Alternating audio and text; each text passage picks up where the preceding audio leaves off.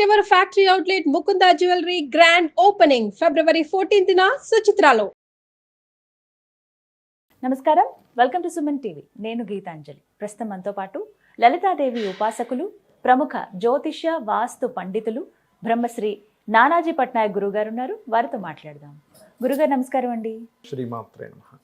నిజంగా మా ఫ్రెండ్ ఇంటికి వెళ్ళినప్పుడు చాలా అందమైన ఒక ఆవు బొమ్మ అంటే పెట్టుకున్నారు. చాలా మంది అంటే ఇంట్లో ఉంచాలంట, ఇది కామధేనువు, చాలా బాగుంది. ఒకసారి దగ్గరికి విగ్రహం పట్టుకునేలా చూశాను నేను. చాలా అందంగా ఉంది, కానీ దానికి పగుళ్ళు ఉన్నాయి. ఏమైంది అని అడిగితే నాకు చాలా ఇష్టమైంది, ఇలా నేను పలానా చోటు నుంచి తెచ్చుకున్నాను, ఇంట్లో చేజారి కింద పడిపోతే దాన్ని అతికించి మళ్ళీ నేను అలా పెట్టేశాను, అయితే ఏముంది విగ్రహం అతికింది కదా అని. నాకు ఒక సందేహం వచ్చింది, తనతో అలా మాట్లాడే కన్నా ఇలాంటి వాళ్ళని అడిగితే చెప్తారు కదా. విరిగిపోయింది కదా, దాన్ని మళ్ళీ అతికించి అలా పెట్టడం మంచిదేనా? ఎందుకంటే కామధేను ఇంట్లో ఉంటే మంచిది కదా. ఇలా శాస్త్రంలో వాస్తు శాస్త్రరీత్యా ఏంటంటే విరిగిన వస్తువు ఉండకూడదు, ఏదైనా సరే ఉండకూడదు.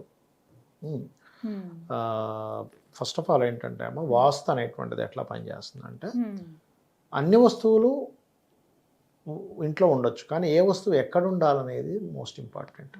అంటే కొన్ని అయితే పర్టికులర్గా అసలు ఇంట్లో ఇలాంటివి పెట్టుకోవద్దు అని చెప్పేస్తారు. అలాంటివి ఏమన్నా ఉన్నాయా? అలాంటివి అంటే మీకు చాలా మంచి ప్రశ్న వేశారు. ఫస్ట్, విరిగిన వస్తువులు ఇంట్లో ఉండకూడదు. ముందు విరిగిపోయిన కుర్చీలు, విరిగిపోయిన వస్తువులు, పాడైపోయిన వస్తువులు ఇంట్లో ఉండకూడదు. శాస్త్రం ఏం చెప్తుందంటే, పాతబడి పాడైపోయిన వస్తువులను ఇంట్లో ఉంచకూడదు, బాగా ఏజ్డ్ పర్సన్స్ని ఇంట్లో ఉంచుకోవాలని చెప్తుంది. ఎందుకంటే వీళ్ళ బ్లెస్సింగ్స్ ఉంటాయి, వీళ్ళ అనుభవాలు ఉంటాయి. కానీ విరిగిపోయిన వస్తువులు, పాడైపోయిన వస్తువుల వల్ల అనవసరమైన జబ్బులు రావడం కావచ్చు, వాటి వల్ల ఎనర్జీ ఆ రకంగా పెరగడం అనేటువంటిది ఉంటుంది. కాబట్టి విరిగిన వస్తువులు అసలు ఉండకూడదు, పాయింట్ నెంబర్ 1. రెండవది, ఎక్కువగా ముళ్ళు ఉన్నటువంటి మొక్కలు ఎక్కువగా ఇంట్లో ఉండకూడదు, అస్సలు ఉండకూడదు. పొరపాటును కూడా అంటే గులాబీ మొక్కలు ఎక్కువ ఉండకూడదు. అంటే కొన్ని ఉండొచ్చు, కానీ అందరూ ఏం చేస్తారు, ఎక్కువ ముళ్ళ చెట్లు పెట్టేస్తారు అన్ని కూడా. ఈ మధ్య క్రాటన్ అని చెప్పి కొంచెం స్పెషల్ ప్లాన్స్ అని తీసుకొచ్చి పెడుతున్నారు. ఓపెన్షియా ఇలాంటివి ఎక్కువ ముళ్ళు ఉంటాయి వాటికి. అవును, పెట్టకూడదు. కొన్ని మనం ఇంట్లో పెట్స్ పెంచుకుంటుంటాం. ఇంట్లో అంటే శాస్త్రంలో చెప్పింది ఏమిటంటే, ఇంట్లో కుక్క తిరగకూడదు. ఎందుకు అంటే, దేవతలు ఆ యొక్క ప్రసాదాన్ని స్వీకరించరు, మనం పెట్టేటువంటి నైవేద్యం స్వీకరించు అంటారు. నేను ఒక వీడియోలో చెప్పినప్పుడు చాలామంది నాకు కాల్ చేశారు, అయ్యో మేము పెట్స్ లవర్స్ అండి, మాకు ఎట్లాగా అంటే, నేను దానికి ఒక ఉపాయం చెప్పాను. అప్పుడు మీకు ఇండివిజువల్ హౌస్ అయితే మీ దీంట్లో తిరగనివ్వండి, ఇంట్లోకి రానివ్వకుండా.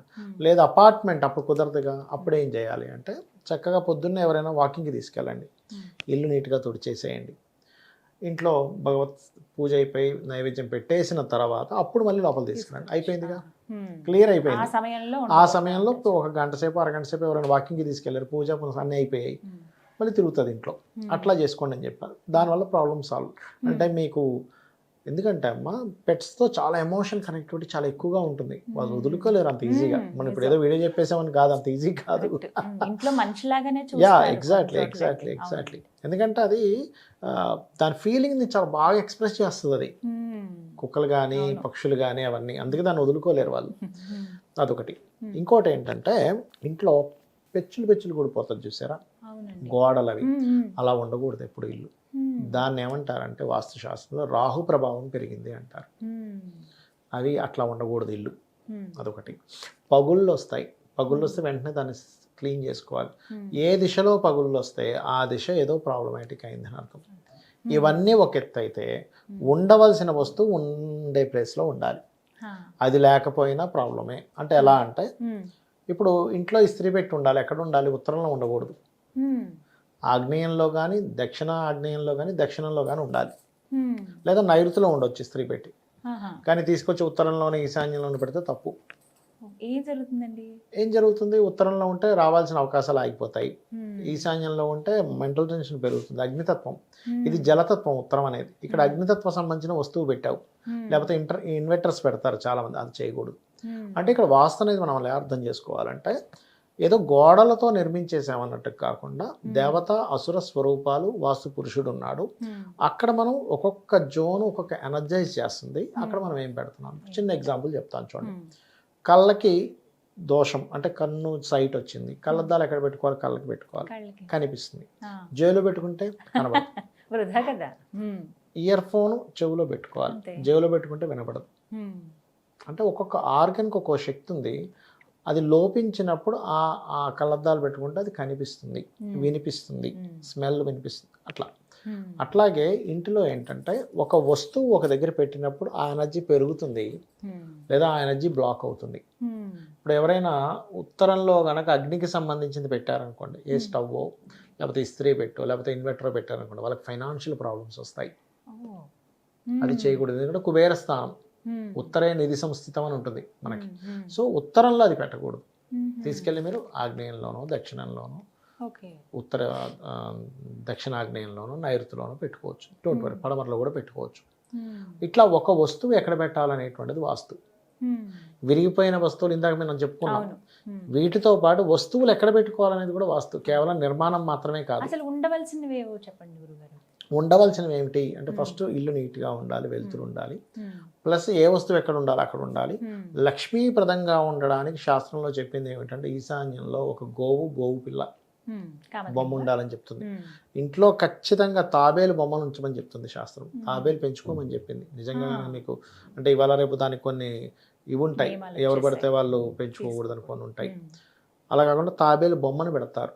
ఎందుకు పెడతారు అంటే ఇంట్లో వాళ్ళకి ఓపిక పెరుగుతుంది. తాబేలు బొమ్మ ఉంటే అంటే ప్రశాంతంగా ఓపికగా ఉండేటువంటి లక్షణం పెరుగుతుంది. మీరు చేసేటువంటి పని ఏదైతే కృషి చేస్తారో దానికి ఫలితం వస్తుంది. మీరు చూడండి క్షీరసాగర మదనం, ఆ పర్వతము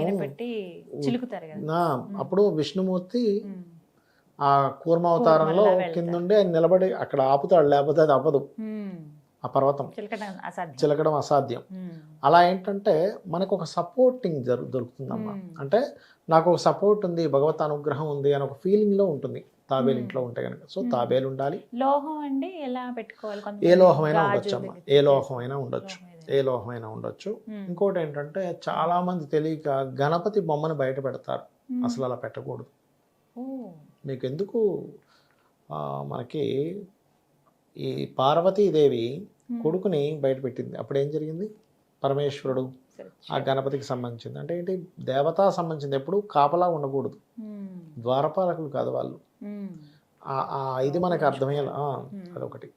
అండ్ అలాగే ఇంట్లో ఎప్పుడు కూడా శాస్త్రం ఏం చెప్తుందంటే ఇంట్లో కనుక పీస్ఫుల్నెస్ రావాలి అంటే ఒక మంచి గిన్నెలో వాటర్ వేసి కొన్ని ఎప్పటికప్పుడు ఫ్రెష్ పుష్పాలు ఉంచాలి. ఆ ఇంటికి మీరు వెళ్ళి చూడండి, వెళ్ళంగానే ఏదో ఒక హ్యాపీనెస్ కనిపిస్తుంది, కలుగుతుంది, ఆధ్యాత్మిక భావన కలుగుతుంది, ప్రశాంతత అనిపిస్తుంది. కొన్ని ఇళ్ళకి వెళ్తే మనకి అక్కడికి వెళ్తాం కానీ మనకి ప్రశాంతత ఉండదు, చాలా గందరగోళంగా ఉంటుంది. అక్కడ కాసేపు ఉండలేము, బయటకు వచ్చేయాలనిపిస్తూ ఉంటుంది. అటువంటి పరిస్థితి ఉంటూ ఉంటుంది. అదొకటి. అండ్ అలాగే కలర్స్ వేసే విషయంలో వస్తువులు ఎంత ముఖ్యమో కలర్స్ వేసే విషయంలో కూడా ఉత్తరంలో వైట్ కలర్ ఉండాలి ఎప్పుడు. తూర్పు వైపు లైట్ గ్రీన్ ఉండాలి, తూర్పు ఆగ్నేయం దక్షిణం వరకు కూడా. నైరుతిలో క్రీమ్ కలర్ ఉంటే ఎనర్జైజ్ అవుతుంది, అంటే మీకు ఏదైనా నెగటివ్ ఎనర్జీ వచ్చేది ఆపుతుంది. అలాగే ఖచ్చితంగా ఇంట్లో ప్రతిసారి ఏదో ఒక ఇబ్బంది అవుతుంది అంటే ఖచ్చితంగా గుమ్మడికాయ బయట ఉండాలి. అది తొందరగా మాడిపోయిందంటే ఇంట్లో నెగిటివ్ ఎనర్జీ సంథింగ్ వచ్చింది అని. ఇంట్లో చాలామంది దేవతా ఫోటోలు అయితే పెట్టుకుంటాం కానీ మా పెద్దవాళ్ళ ఫోటోలు పెట్టుకోమంటారు కొంతమంది. అది ఖచ్చితంగా పడమర నైరుతిలో ఉండాలి. అవి పడమర నైరుతిలో పడమర భాగంలో ఉండాలి. పడమర నైరుతికి మధ్యలో భాగం ఉంటుంది, అక్కడ ఉండాలి ఆ ఫోటోలు. పితృదేవతా స్థానం అంటారు. వాళ్ళ ఫోటోలు ఖచ్చితంగా అక్కడ ఉండాలి. పెద్దవాళ్ళవి తాతగారో ముత్తాతగారో, కొంతమందికి తండ్రిగా తీస్తే వాళ్ళవి, వాళ్ళ ఫొటోస్ అక్కడ ఉంటే ఏమవుతుందంటే వాళ్ళ బ్లెస్సింగ్స్ కూడా వస్తాయి. అది మెయిన్గా చూసుకోవాలి. ఇంకోటి ఏంటంటే మీరు ఈ డస్ట్బిన్స్ పెడతారు చూసారు, ఇది కూడా చాలా పాత్ర పోషిస్తుందమ్మా. ఇది దక్షిణ నైరుతిలో ఉండాలి కానీ ఎక్కడ పెడితే అక్కడ ఈ డస్ట్బిన్ పెడితే ఏమవుతుందంటే వేరే మీరు చేసే పనులన్నీ ఇబ్బంది వస్తుంది. ఇంట్లో అద్దాలు పెడతారు చూసారు, అద్దాలు చాలా ప్రాముఖ్యత వహిస్తుంది. అద్దం ఎక్కడ పెడితే అక్కడ పెట్టకూడదు. మీరు డిప్రెషన్ జోన్లోనో లేకపోతే వేస్ట్ జోన్లోనో అద్దం పెట్టారనుకోండి, వేస్టేజ్ పెరుగుతుంది ఇంట్లో. అద్దం కూడా మంగళకరమైన వస్తువే. చాలామంది తెలియక మంగళకరమైన కొన్ని వస్తువులు అంటే కుంకుమ కానివ్వండి, మనకి ఆభరణాలు కానివ్వండి, ఇవన్నీ మంచం మీద పెడతారు, అసలు పెట్టకూడదు ఇంట్లో. అది కూడా వాస్తు దోషాన్ని క్రియేట్ చేస్తుంది, వాస్తు సంబంధించిన ఇబ్బందిని క్రియేట్ చేస్తుంది. అండ్ అలాగే ఇంట్లో ఇప్పుడు మంగళకరమైన వస్తువులు గాజులు, అలంకార వస్తువులు ఉంటాయి చూసారా, అవునండి. అది చాలా జాగ్రత్తగా, చాలా మంది తెలియక ఏం చేస్తారు, మంచం కింద ఒక ఇది ఉంటే దాని కింద పెట్టేస్తారు. పెట్టేస్తారా? అసలు అక్కడ పెట్టకూడదు, మ్మ్. అసలు అక్కడ పెట్టకూడదు. మ్మ్. బట్ పడమరలో కానీ పడమర నైరుతిలో కానీ పెట్టుకోవాలి వీటిని, లేదా ఉత్తరంలో పెట్టుకోవాలి. ఉత్తరంలో పెడితే చాలా మంచిది, మంగళకరమైన వస్తువులు కిందకు వస్తాయి ఇవి, మ్మ్. అక్కడ పెట్టుకోవాలి. లేదా తూర్పుకి ఈశాన్యానికి మధ్యలో పెట్టుకోవాలి, తూర్పు ఈశాన్యంలో పెట్టుకోవచ్చు. మ్మ్. ఇవి మంగళకరమైన వస్తువులు. అలాగే దేవుడికి సంబంధించిన, భగవత్ సంబంధించిన కొన్ని ఉంటాయి. మ్మ్. మీరు ఆ పూజ గదిలోనే, మ్మ్. ఇక్కడ చాలామంది ఏం చేస్తారంటే పూజ గదిలో అల్మార్లా కడుతూ ఉంటారు. వీలైనంత మట్టుకు పూజకి సంబంధించినవన్నీ అక్కడే పెట్టుకోవడం బెస్ట్, బయట పెట్టుకోవడం కంటే కూడా. ఎందుకంటే అవి వేరే అశౌచ సంబంధించినవి అందకుండా ఉంటాయి. మ్మ్. ఇంకోటి, దేవుడికి నిత్యము పెట్టేటువంటి బెల్లము ఇట్లాంటి పదార్థాలు ఉంటాయి సరే, మిశ్రీ ఇలాంటివి రెగ్యులర్గా పెడతారు, అవి అక్కడే పెట్టుకోవడం మంచిది, బయట పెడతారు. చాలా మంది ఏం చేస్తారంటే వంటగదిలోని ఇంకో దగ్గర పెట్టి అక్కడ నుంచి తెస్తారు. మ్మ్. అసలు అలా తేగకూడదు, మ్మ్. ముఖ్యంగా గుర్తుపెట్టుకోండి. మ్మ్. ఇంట్లో నిత్యము చాలా మంది తెలియక ఏం చేస్తారంటే, మొన్న మా ఇంట్లో వాళ్ళు ఇది అయ్యారండి, సంవత్సరం దాకా దీపం పెట్టిన అంటారు. అసలు అలా చెయ్యకూడదని చెప్తుంది శాస్త్రం. 11వ రోజు తర్వాత ఖచ్చితంగా పెట్టుకోవాలి.